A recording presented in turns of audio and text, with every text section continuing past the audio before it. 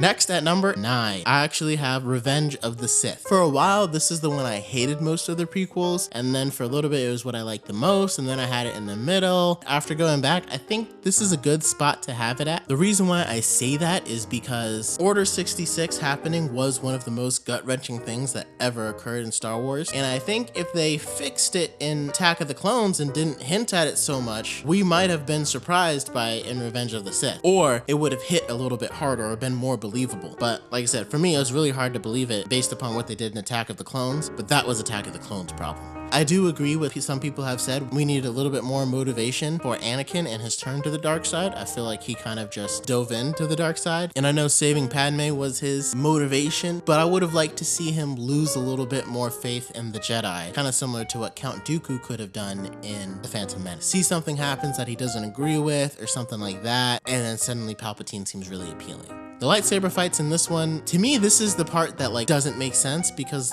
the lightsaber fights in this one, some of them are so good and some are just so bad. Like Palpatine fighting the 4 Jedi that came to attack him could have been an amazing scene, but it turned out so bad. And I don't know if the guy playing Palpatine couldn't move like that, or the stunt double couldn't move like that and he was too old, but it looked so cheesy. Like it reminded me of old Westerns. And to me, I'm like, that fight scene belongs in a movie that came out in the 70s and 80s. But then when you have Anakin fighting Obi-Wan on Mustafar, like people would most agree that's probably the best one-on-one lightsaber battle we have ever got. It was epic, it was intense. You could tell that Anakin was using everything that Obi-Wan had taught him. It was just so good. And so to me, I don't know what was going on in George Lucas's mind for him to make one so much better than the other. Even the fight between Palpatine and Yoda, I thought was dope. It wasn't as good as Anakin and Obi-Wan, but I'm like, how do you have Palpatine's fight with the 4 Jedi so bad compared to these other 2 ones that are so good? So there's a lot of it that's just like hard to make sense of, but overall, there could have been a few tweaks to this. This is one of those movies where they could have tweaked it some. They didn't have to like scrape out the whole thing to make it better. They could have tweaked it and it would have been much better.